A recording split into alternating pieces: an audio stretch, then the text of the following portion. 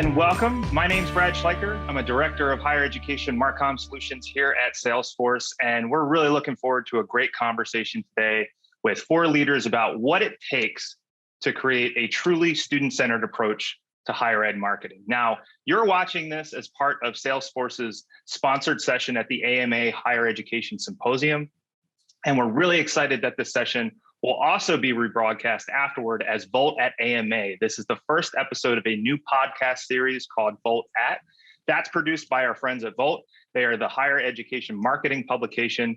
They also present live events and key insights from higher education thought leaders. And so this conversation should run about a full hour.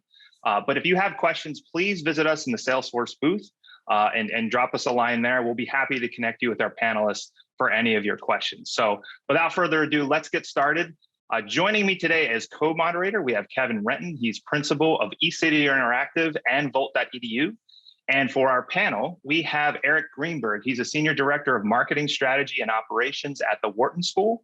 We also have Kate Ledger, assistant vice chancellor of marketing at the University of Pittsburgh. We also have Kevin Tyler. He's an account director at the higher ed marketing agency Simpson Scarborough and formerly the director of communications at UCLA's School of Nursing. And last but certainly not least, we have Mark Mashaw. He's a vice president of growth and marketing at Campus Wire. Welcome, everyone. Very, very excited to have you all here. And just as a primer, we're here to really do a couple of things. One, really unpack the present landscape of higher ed marketing today. Really understand the challenges leaders like you all are facing, really dive into some of the benefits that you have of knowing your audience better, some strategies you have of knowing your audience better, and really establishing a strong brand for your institutions, and then ultimately how to best leverage technology, considering all of those other points to really help you reach your goals. And so we're going to dive right in. For the first question, this is really around the current landscape, and please introduce yourselves as well. First question is really around, with so much discussion in higher ed right now of the impending enrollment cliffs, the very value of a higher ed degree in question, along with a host of other pressures that are really facing today's higher ed Marcom teams. It goes without saying, it's pretty easy to have a pretty negative outlook. So this is a 2-part question. First, as a Marcom leader, from your perspective, what are your biggest pressures? And then 2, what are the biggest opportunities that you see to really drive change? And then ultimately, what gets you excited about the space? And so, Kevin, I'd like to start with you. Again, 2 parts. Give us some perspective on your role. What are your biggest pressures? And really, what are those biggest opportunities to drive change? Thanks, Brad. I'm Kevin Tyler. Thanks for having me. I'm an account director at Simpson Scarborough. I also host Volt's other podcast, Higher Voltage. Couple episodes monthly. One just dropped today, so take a listen to that. So in terms of pressures, there are many, right? It's easy to have that negative outlook because of so many obstacles that stand in the way of higher ed. I think first, one of those things is diversity, equity, and inclusion. The student population is changing rapidly, and higher education is going to need to keep up with those changes in terms of how we talk about things, how the brand is managed from that perspective. I think price and access is going to be one of those significant obstacles for higher ed. I think that the way a higher ed brand is perceived is going to be very interesting. It's the brand belongs to so many different kinds of people who all have different kinds of expectations of how it should perform and who it should stand up for and why. I think that is going to be one of those things that is an obstacle, because everything that we do now in higher ed is a marketing tactic, whether we like it or not. I know we're going to talk a little bit about that later on in this chat. And then, of course, more companies, especially during COVID, dropping the degree requirement. And that makes the argument for college much different. And how do we shift that conversation around the value of a degree? And then the shrinking pool of applicants that everyone has been talking about for a number of years already. But in terms of opportunities for change, to me, I think a focus on rankings, we need to drop that. Rankings, to me, are one of the most dangerous ways to rate or assess the value of a college education. There is a perfect school for every person, and having an outside entity rank or rate those colleges, I think is just kind of part of the problem of why we find ourselves in the situation we're in right now. I think learning from other industries is going to be a super important piece.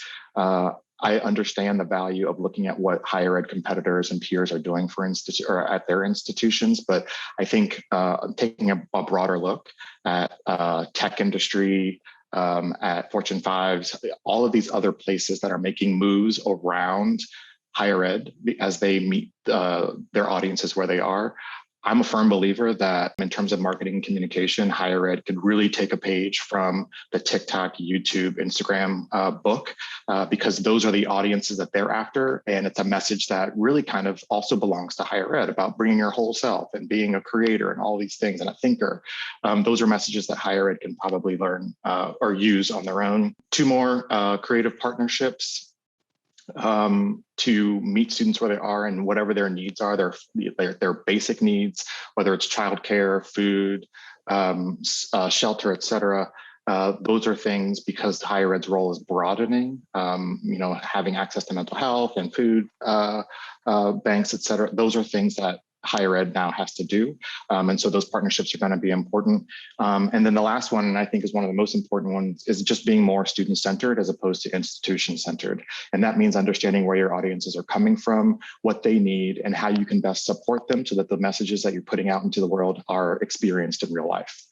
You mentioned price and value there. And one of the things then I'd like to segue into Mark, because I think Mark has an interesting background in the work that he's done. So your pressures, Mark, but I'd also like to hear what you think about price and value and give an overview of what you're doing at campus at the moment. Yeah, it's interesting. The challenges that I think schools face are so radically different depending on where they sit in the market. If you're able to exist as an institution and you're able to enroll, sub 5% of people that come into your application funnel, your challenges are wildly different than a school who is struggling to hit enrollment goals, struggling to find and recruit students. And so your challenges are around your branding and your positioning and your service offering versus more existential challenges, whether you can stand to, exist. And so what we're doing at campus, we have a tech company DNA. We're the purest startup you can imagine at the moment, and we're looking to create 2-year degrees, fully online, fully live instruction, to try and help students, maybe knock out the first 2 years of their degree in a way that is affordable, that gives them access, and that positions them to go on to a great 4-year school, or maybe something else, depending on what they've done, but helping them earn a credential that has value in the market and gives them flexibility and in a way that is not going to burden them with, a tremendous amount of debt. Cool. Opportunities and challenges. Kate, where is it with the University of Pittsburgh?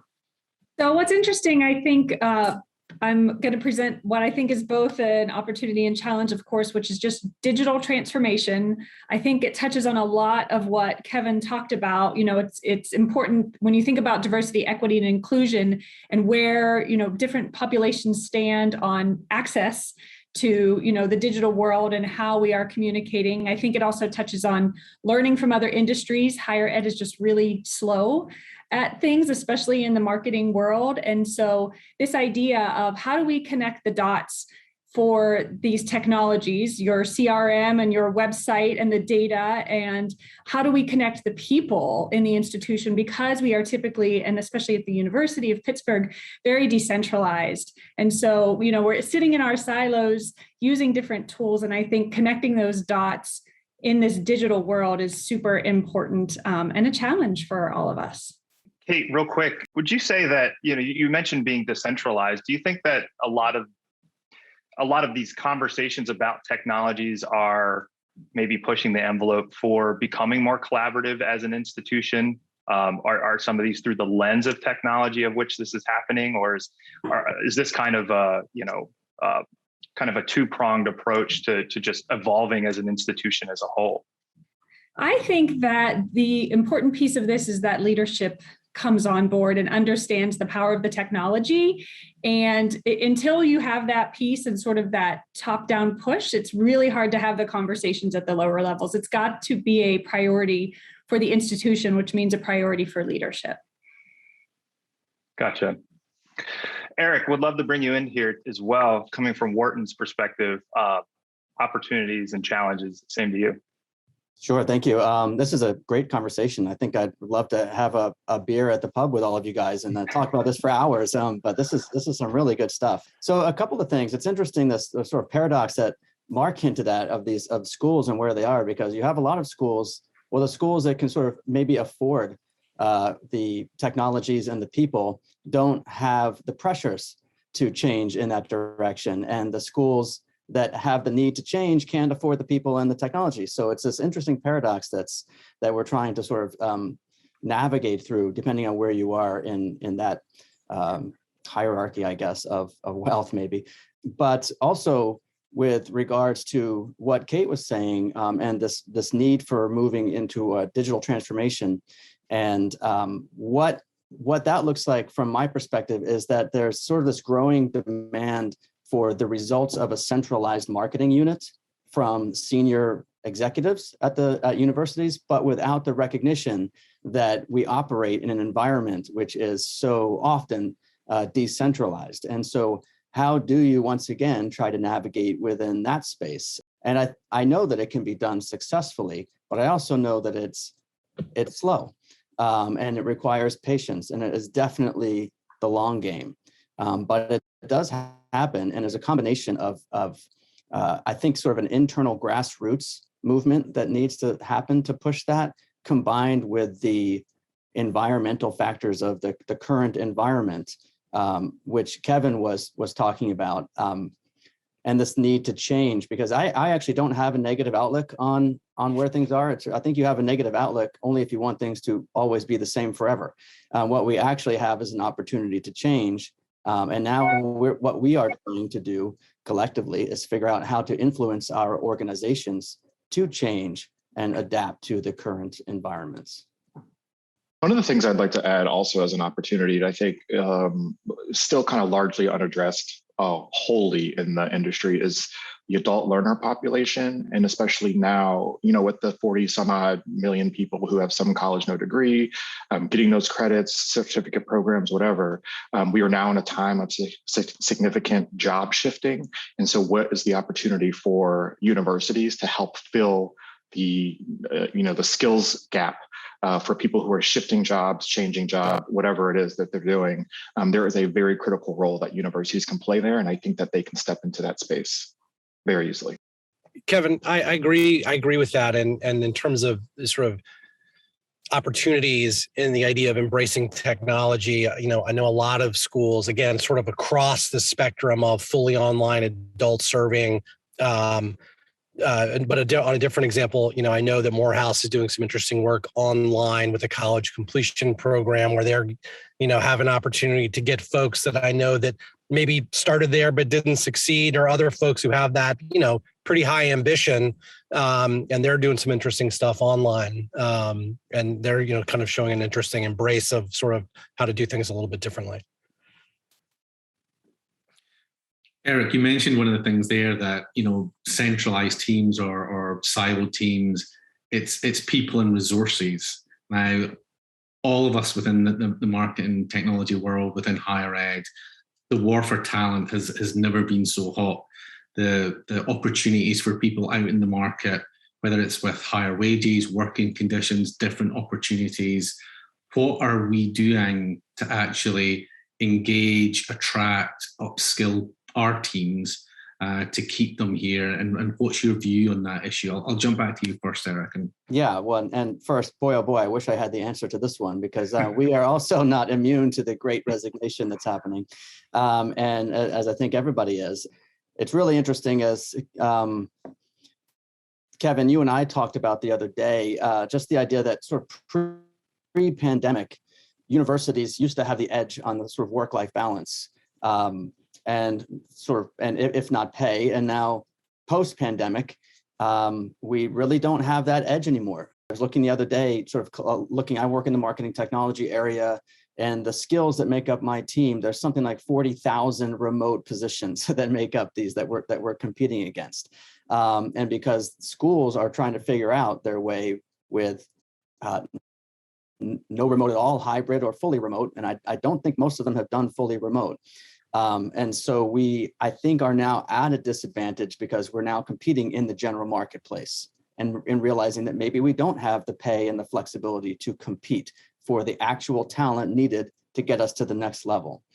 So there's a couple of things I was sort of thinking about with regards to this question earlier. One, I think really we got to try to work our own personal networks that are in our geographical area. We do probably know collectively a lot of people in a given area right now to try to reach out to personally with open positions. I think people just like that and being personally recruited as maybe one option. The second thing I was thinking was maybe we have to begin to apply some of this marketing strategy towards our own recruitment, which is the idea of, okay, maybe we have landing pages and funnels, and we have people who call up and, hey, man, you'd be a great fit for this.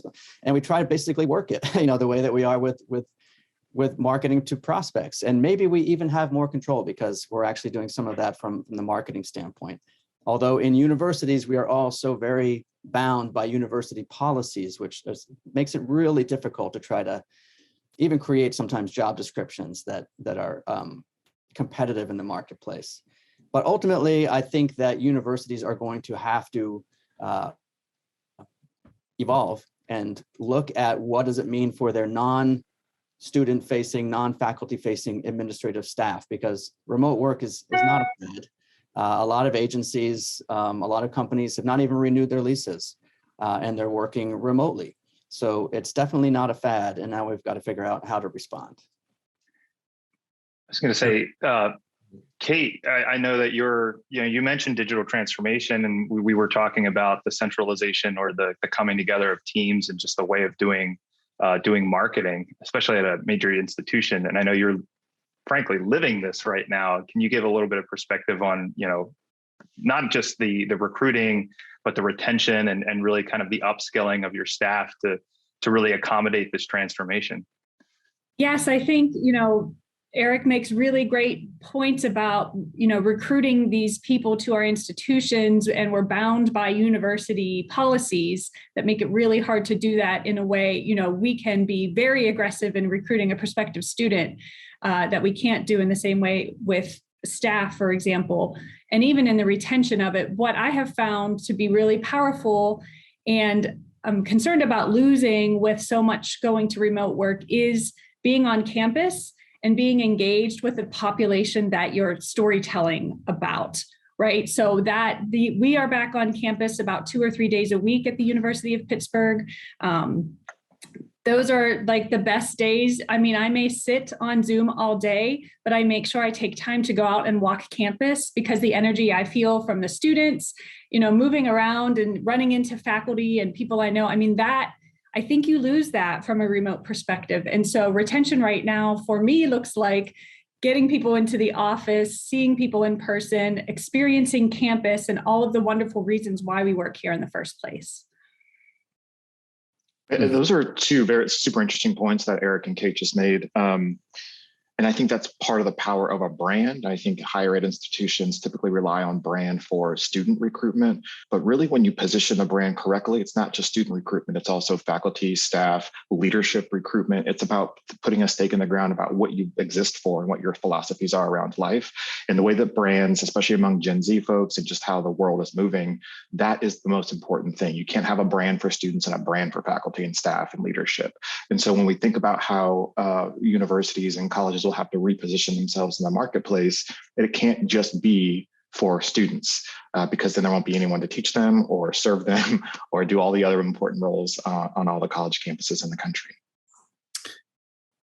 Interesting point there, Kevin, in the sense of, the brand for the students can be different from an employment brand, say to speak.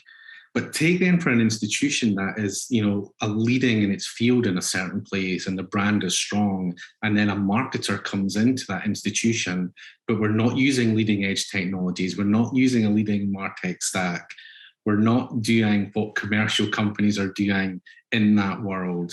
How does that brand then match up to its educational brand where it is a leader? I don't have the answer to that, but I do think, though, that we're at a time when the things that higher ed talks about aren't as valuable as they used to be, right? The way that we talk about school from the beginning of time to now, or what got us here, is not going to be what gets us to next. And so we have to change our vernacular. We have to have a better understanding of our audiences, where they come from, what they need. We have to offer the things that they are looking for. We have to provide the support that we promise in all the materials that we send out into the world. But when it comes time for a school that does a great job at one thing, you have to understand what the culture is that exists around that and why is it good there, and tell the story around that. Or there could be other things that maybe don't get as much love or play or shine, and they're doing just as great there, right? So research is one thing, but maybe there's a great history professor or there's a really great insect weaponry professor at the University of Montana. That's a great research topic, and that's something I've never heard of. That's a great program. Maybe we tell a story around that. The currency for the conversation around universities and colleges is different, and the marketing teams will have to get on board with these shifts of the story is authentic and real and tells the actual truth about the experience on the campus, if that makes sense. Sure. Mark, you're in the startup world, in the education sector. When you're recruiting for staff at campus, is your employment plan around the journey of, hey, we're a startup, or do you lean into the education? For us, it's exactly both. People are compelled by the idea of working at a startup and the sort of romance or the idea that provides, certainly the opportunity to be on what is hopefully a rocket ship. And gosh, is that equity going to be worth something that changes my life in 5 or 10 years? That's the thing. People, though, from outside of education also have a romantic notion of working in education. Like, you've got lots of great tech marketers now, and what's their job? Their job is to get more people to look at advertising or look at your app. And that's not ultimately motivating, but the idea of your customer being a student and the product that you're delivering as being something that like truly changes their life is, like, for folks that are listening to this, that might be your everyday. But if you've been, working at an ad tech company or some other kind of group, it's pretty compelling. And so you get a lot of that sort of, there's professionally, can I benefit, but also kind of the more emotional whole person. People are passionate about it. Cool. And, we also come without some of the challenges that a school has. Kate, you referenced policies. I actually don't even know if we have any policies on anything yet. We're so new, right? If you're Eric, you work in the marketing technology world, an institution may have all kinds of systems. It may be frustrating for a kind of a digital marketer to work at a particular school if there are limitations or structures on the kind of tools you can use. And, I know from, working with, lots and lots and lots of digital marketers, like, you want control over your systems and your spend and your data so you can optimize and have your hands on things. And so the ability to deliver that for someone can help keep them or help lose them if it's too frustrating. Yeah, and I think that is a big part of an employment value proposition. It's the tools that you use, the actual, the work environment that you come into from a marketing tech. I'm going to give you a plug, Kevin. Simpson-Scarborough published a great white paper ebook yesterday. That was a great read. If you got a chance, go and check it out. But it went into the MarTech stack. And that was an eye-opener to be like, okay, as an environment and technology, higher ed is behind the commercial world. And that is going to impact your employment value proposition and your ability to attract talent. But I just want to jump back to Eric and come back to Eric in the sense of, Is this your experience, and has this been a typical journey for marketing teams in the sense of you have to hire not junior or inexperienced, but raw talent, train them up, they then get the key skills that they need in a certain tool, in a certain vertical, and then they leave to the commercial world? Do you think that's typical? How do you battle against it?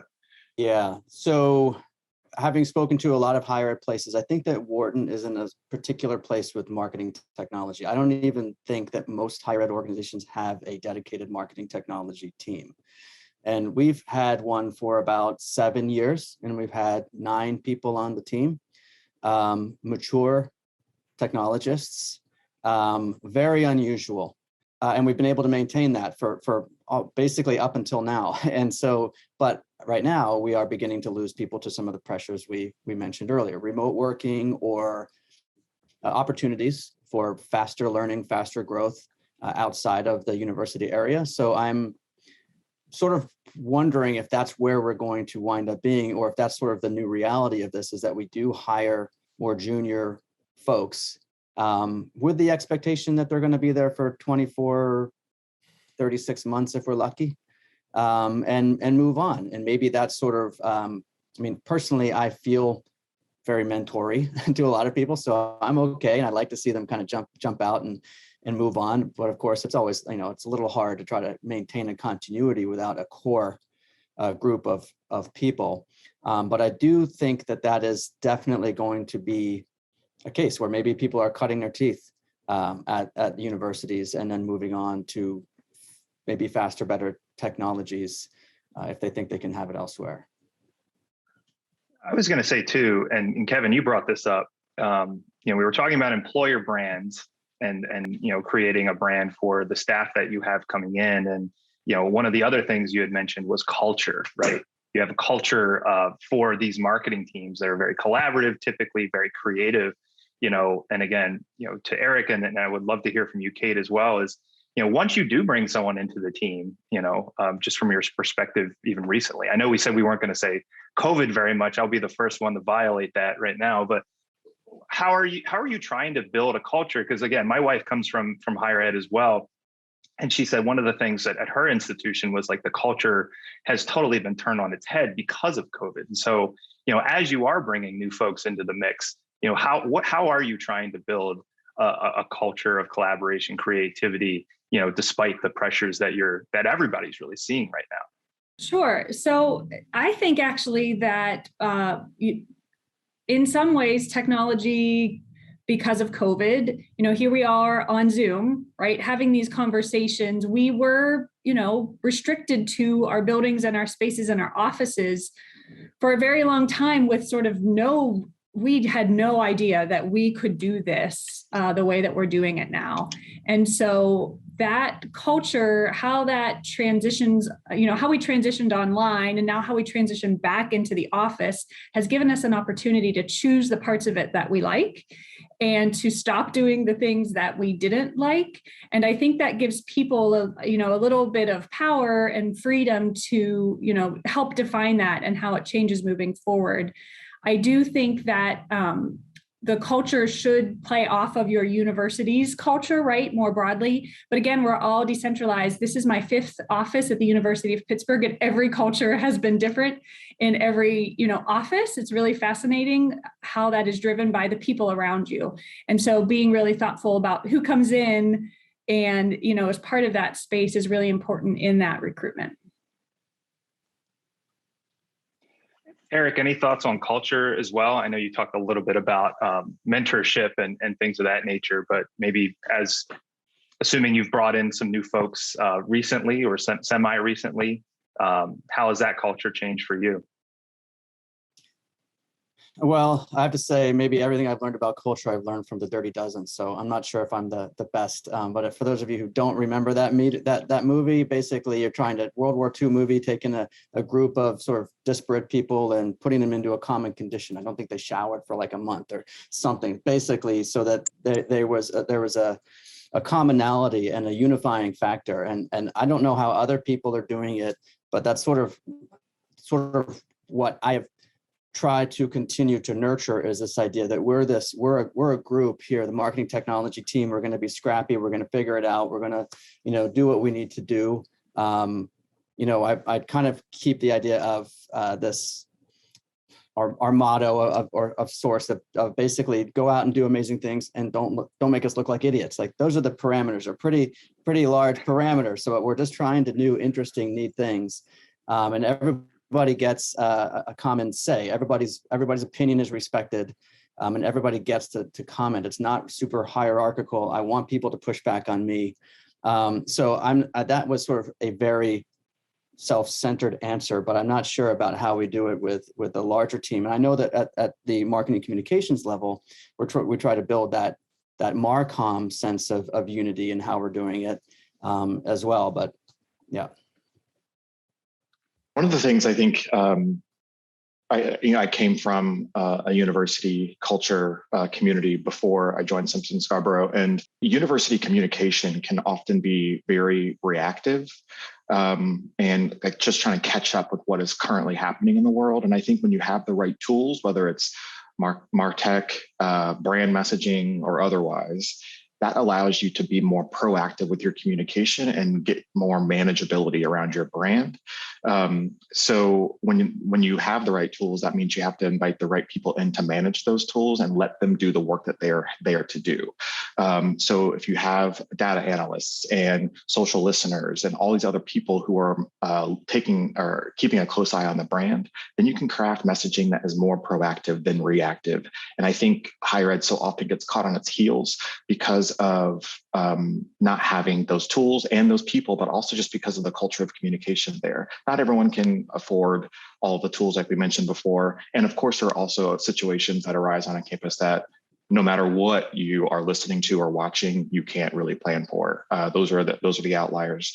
But ultimately, I think building a team and setting them up for success and allowing them to do what they are there to do and to express their expertise is part of making a really collaborative and creative culture, at least in my opinion.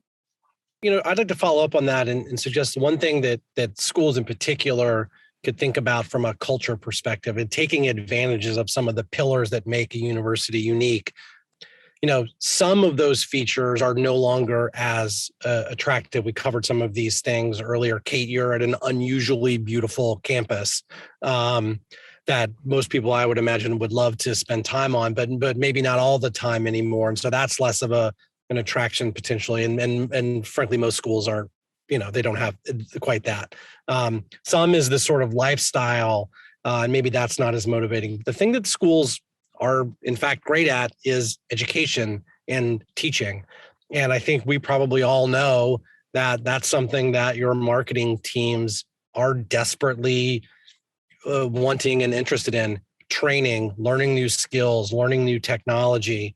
And so I think if we could all, folks are able to commit to investing in, especially their junior people, giving them some flexibility to direct their own paths.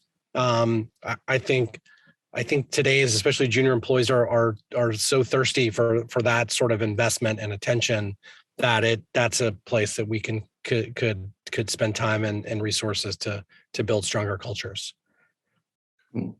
As a proud University of Pittsburgh graduate, I can confirm that it is in fact a beautiful, beautiful campus. Just to change it, Kevin, you made a comment there that everything's marketing, and at the core of that for universities is the brand. Now, depending on who you speak to within universities, brand can be a nebulous topic. It can be different. We published a great article on Volt about, is a university a product or a service? And it's interesting, but I'd love to hear from you from what you think about brand and how it affects or impacts the institutions and the places they work with. So, Kate, let's start with you. It's not a small question. How do you? No, and one I am very passionate about. So I feel like you might have to bring in the cane for me to stop talking. So I think I say it, multiple times a week. A brand is not a logo or a tagline. And so often it's very easy to go back to those things in the university setting. They're so visible. They're so, people can sort of grasp that thing and hold it. But what I continue to repeat, and I have learned from, the great partners that I have worked with in the past, is that the brand is a lens. It's a way for us to, see the world and talk about ourselves very broadly. That messaging is really important to the work that we do. And earlier, Kevin said, it's not a brand for students and a brand for faculty necessarily. It's a brand for all. And so the most important thing to me is that your brand is rooted in truth, and that truth comes from research you've done with your students, faculty, staff, alumni. They need to be part of that broad process, because once you have that buy-in, it's actually really easy and super fun to promote the university through that brand lens, because people buy into those concepts. Like, yes, I get that. I live that. When I walk across that stage and I get my degree, I am that. And that's a really powerful statement. And so I do think brand is what we need to be. It needs to be authentic, and it needs to differentiate us. But when used correctly, is very powerful. Interesting point there, Kate, when you say that when people walk and they go, no, I am that, that's what I am. Where does the brand then come from? Is it organically developed with the group of people that are there? It's almost a chicken and an egg. Like how... Yeah, that's a fascinating way to think about it. It is the people, right? The people that have come before us. And for a university like ours, which was founded in 1787, history is very much a part of who we are, but we are also forward thinking. The innovation and the leadership are leads in our personality. So we don't want to forget who we are and where we came from, but we also have a group of students on campus who are really thinking about the future, and faculty who are doing research in spaces we can't even sort of comprehend. So I think it's a mixture of all of the above, and that's the kind of people you want. At least that's who we want here. We're looking for people to come and join the fun. We're not going to stop and smile and welcome you because we're really busy. But, if you're that type of person, come on board. And it varies by institution and, depending on the age and the place and all those things. I was just going to say the brand is really interesting in higher ed, because I think it gets misused or misperceived somewhat often, in that a brand message can fix a real life issue on campus. And that's not really the case. As we move into the future, these two paths of brand and experience are going to be more intrinsically linked. And so when you say things like, we're trying to recruit a more diverse class, and then you have these issues on a campus that don't reflect a true desire to recruit those folks, then that is not a true and authentic brand. And so when we think about brand, especially in the space of higher education, it's about the experience, the true real life experience of what happens on your campus, and then how you message that. It is not the reverse, because in that regard, things can crumble pretty fast. And so it's about sticking to what you believe in and who you are, and not trying to be like everyone else because they already exist. I think it's funny because I've done a lot of discovery visits at a lot of different universities, and without a doubt, 100% of the time, I hear we're a small class, we have small class sizes and a beautiful campus. That is no longer a differentiator, right? The things that, the things that got us here are not the things that will get us to next. The conversation has to change on the higher ed side in order for brands to be heard, because there is so much more noise, right? Like, companies dropping degree requirements, other companies setting up their own kinds of, secondary education or higher ed, whatever, like crash courses and what building you to be the employee that we need. Those are all competitors. It's not just the other school down the road or on the other side of the state. There are more competitors now. And so there are more messages that you have to cut through. And with a disconnected brand that isn't living its own truth in the market, there's no way to be successful in that space. And I just want to quickly touch on what Kevin said about, that has to be the brand experience. One of the more powerful things I've been part of here at Pitt is when we take the group that is doing the recruiting, our admissions team, and we put them with the student affairs team that is actually delivering, right? So that we're writing the checks, but they have to cash them. And we talk through, okay, here's what we say about Pitt. And they talk through about, here's what we do at Pitt. And where do things align and where don't they align? And then you make adjustments accordingly. So Eric, interesting to know then, you have your brand. Wharton's obviously a very strong brand in its space, but how do you activate that brand? You have students, faculty, dean, marketing professionals, all access to social media, tweeting, there's content out there. What are some of the ways that you activate it, control it? Do you even need to control the communication and messaging from that point of view? Well, I want to be transparent and say I'm definitely probably not the right person at marketing communications to answer this question, because brand is something that's always been very amorphous to me. And although I am the senior director of marketing strategy and operations, I come from a technology background. So brand is very, very mushy.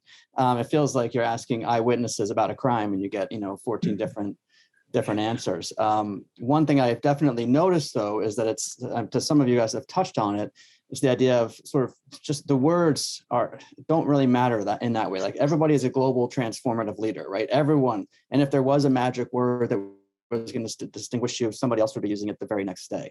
So it really does have to be a bit more about the actions and how, and trying to, I think, create, let me just, create some parameters that you're kind of asking people to stay within. For instance, marketing communications provides templates for a variety of things, whether it's PowerPoints or for social media. There are some templates that you can use and just ask the people who are using these and trying to maintain it. But I mean, part of what makes universities unique is that you don't get to control all of the messaging of all the constituents. You don't get to say what the students say. You don't get to say what the faculty say. And so that makes for some interesting happenings on campus at times. But I'm going to leave that answer there because I'm probably the least qualified to say anything more. More than almost any product or service that exists in the commercial world, probably in higher ed, marketing has the least impact on your school's brand, right? Your brand has been around for 200 years, 300 years, in some cases 400 years. Maybe a new school is 100 years old. And so that's generations of experiences with your brand as a student, as a viewer of a sports team, as someone who sees the campus, who works with your graduates. It's just it's a million touch points that drive a school's brand. And frankly, the marketing's ability, the campaign you came up with for this year, it's not really changing dramatically the perceptions that people have about what makes your institution unique. And higher ed's also unusual in that how many colleges are there? 3,000, 4,000, whatever. That's a very competitive space. And so trying to truly differentiate yourself in a space like that is quite a challenge. I think one of the things that you can probably focus on a lot is outcomes. And for me, that's very concrete. Like, what are the outcomes of the alumni? What are the alumni doing? Where are they going? What are those stories that we want to tell? To me, that seems the most powerful ways to connect alumni outcomes with prospective students. And a lot of the other stuff that you mentioned, Mark, it's true. It's all there. Wharton, UPenn, for instance, as an example, they've been around for hundreds of years. We can adjust by degrees, but not massive degrees. But I really do think it's those alumni outcomes that can tell the story that you might want to tell. One of the simplest definitions of brand I've ever heard is it's the promise and it's the performance. And so I was going to ask again, Kevin, would love to hear from you too. When you talk about performance, Eric, you mentioned outcomes for alumni. What are some other ways that your institutions or peers institutions are actually putting measurement to brand or the success of that brand? Well, this definitely moves into the whole external affairs and alumni area, which, as Kate will attest to, is very probably separate from what we're doing in Marcom oftentimes. But they have lots of quantified aspects of their alumni surveys and how we're looking at, what jobs and titles are people making, what's the average starting salary of somebody when they come from an MBA program, and so on and so forth. And how did that change from what they were doing before that program? One of the things I'm always curious about is the expansion of the definition of success when it comes to outcomes. I think outcome stories are really, really important. But so often in alumni centers, you see that like the Nike and the Google and the JP Morgan Chase, which are all great career paths, But there are also people who want to be teachers and social workers, and those are versions of success as well. And so making sure that everyone sees themselves or whatever version of success feels most right to them in those stories is going to be really important, especially for the diversity, equity, and inclusion piece, because not everybody wants to be a bank executive. I know I don't. Great point, Kevin. I think in addition to the alumni piece, we try to look at revenue and reputation. So, revenue certainly coming from the philanthropy and the enrollment, and those are very measurable, pieces that we can look at. And then the reputation, hopefully you're doing some sort of brand awareness surveys regularly. You're looking at rankings, Kevin, sorry, but leadership is still looking at rankings.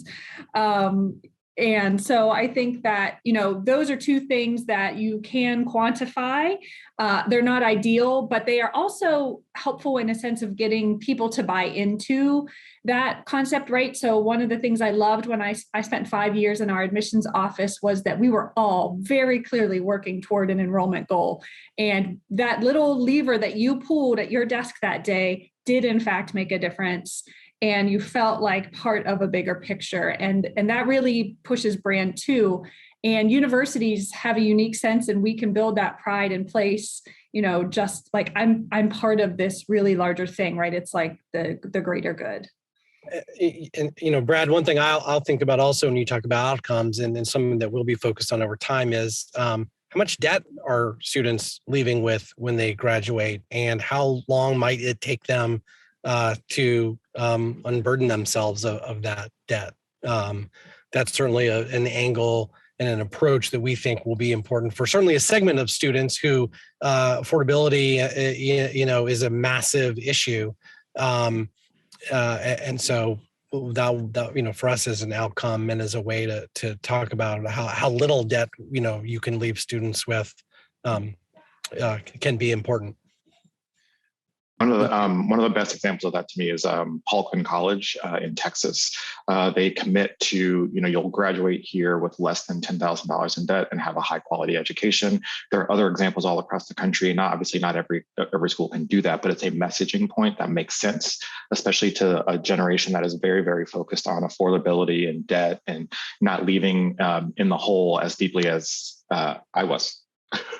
Yeah.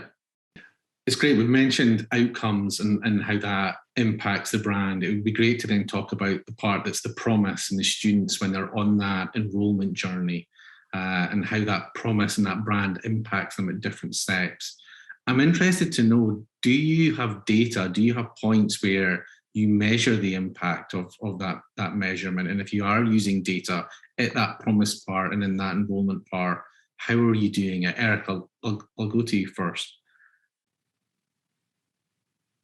Okay, so just so I'm clear of the question, it's are we using data to quantify what exactly? Quantify the actual promise of the journey, what you think Wharton is as a school, what you're presenting to them, and does that promise then match up in their student journey? Like, do you have insight into that journey for the students? I would say that sort of, again, this crosses over into a lot of areas which are difficult to try to keep data from prospective through to alumni. In fact, I don't know of anybody who's doing that in at least the public technology space. I think that really the only thing that we largely have is anecdotal information and qualified information about how people are responding to surveys afterwards. In fact, that might even be a question on some of the surveys. How much did Wharton, in our case, live up to the expectations or the promise, and looking at some of that directly asking people, not necessarily keeping it in the system, but more of a survey and trying to keep track of it that way, just as at least a touch point. So that's probably not a very satisfactory answer, but I'm not exactly sure if we have the. But how then are you using data then in your admissions funnel then in a broader sense? Okay, well, now I'll be back on terra firma. So we are definitely using data in the journey for, at least for the graduate students, for MBA and executive MBA and some other products that are not program related products. So what we have been able to do at Wharton is create a full funnel attribution technology stack from first touch through to enrollment, and be able to directly measure often where every dollar is spent.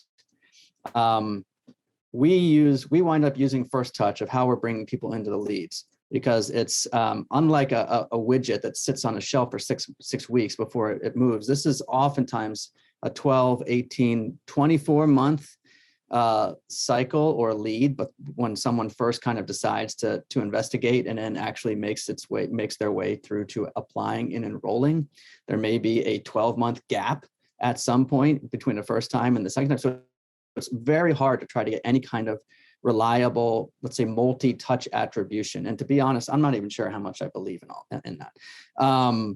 So what we really have been trying to do is focus on how we're bringing our leads in, and then how are we using data and technology to nurture those leads down through the mid funnel. So we can bring in a lot of leads in a variety of ways. And Wharton has a lot of leads, but we're trying to qualify them into certain programs. And I think that's where we're using a lot of data now, is how are we going to try to help the admissions teams nurture the qualified people all the way through to enrollment, and actually not just numbers, but the actual types of people that we're trying to. Are we looking for military veterans? Are we looking for people of color? Are we looking for women? The Wharton MBA just passed 50% of its incoming classes is women. So what can we do to actually double down on those and use technology to help amplify those successes? And that's where we're able to have that the most influence. Kate, how's data impacting your enrollment and your marketing team then?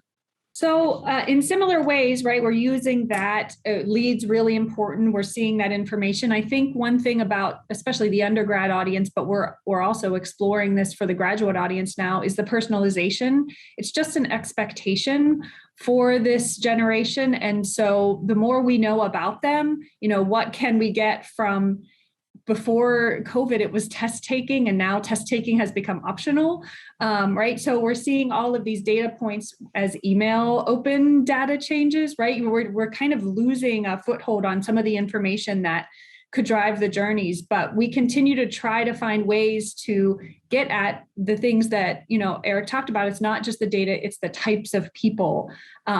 Really fascinating project we did with undecided students a couple of years ago, asking them to basically swipe left or swipe right on the types of interests they had. This was a project with Ology that was a lot of fun, and, they know how to swipe right and swipe left. And we took from that information that we could use when they visited campus. So if you show an interest in the outdoors, when you get here, here's a coupon to go kayaking on our rivers, that sort of thing. So where we just keep looking for the data. I think this is going to be a long time journey. And Mark, to you, in the sense of, because you're in a startup and it's a small team, you almost have the marketing and admissions funnel both. So you see it from start to finish, which I would say is almost a startup commercial model. Talk us through the benefits and the data that you have in that model.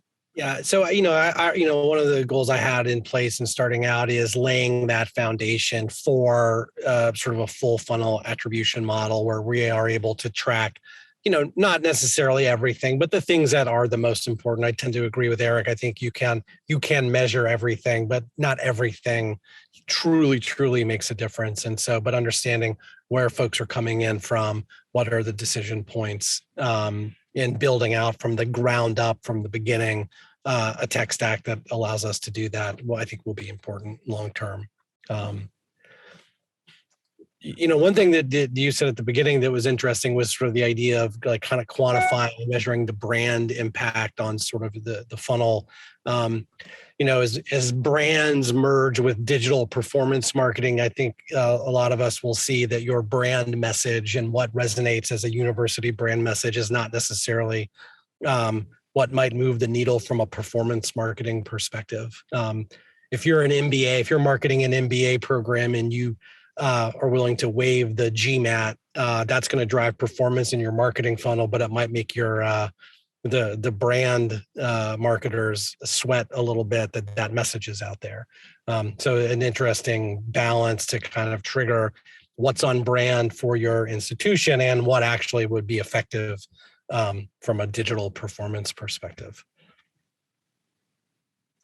All right. Well, thank you all so much for the conversation. I wish we had more time. We are about to hit our 60 minutes. And so any final thoughts? Kevin, I'm going to start with you, but just a couple of seconds, what gets you excited about this space, kind of going forward in just a few words? Yeah, just the merge of message and experience. I think that's the most important part. Kate? There's so much. I've been nodding my head the whole conversation. So thank you for having me and these great panelists. I think this digital transformation, the opportunities that we are actually talking about, combining marketing and technology in very strong ways. And I need to go Google Eric and everything he's doing at Wharton. But there's so much opportunity, and higher ed marketing is finally arriving. Fantastic. Eric? Yep, sure. I agree with Kate on that. We're sitting right at the beginning of this sort of merger of what can we do with technology and what does the future look like and how can we help influence it for positive outcomes. And Mark, the last word with you. Yeah, I'm just, I'm looking forward to the challenge of, combining hopefully great marketing, great technology to help more students access an education that's super high quality and affordable for them, to help that group of kids. Absolutely. Well, again, thank you all so much. This has been a really great conversation. I wish we had more time. Huge thanks to Kevin, my co-moderator here today, for helping with the conversation, and again to all of you. As a reminder, this session is going to be reposted on volt.edu after the event, along with this full student-centered approach to higher ed marketing white paper. It's going to feature deeper perspectives of all the panelists that you've heard from today. So again, if you have questions though, please drop us a note in the Salesforce booth. We're happy to connect you with any of the panelists here that you've seen today. Thank you again for joining us. Have a great day.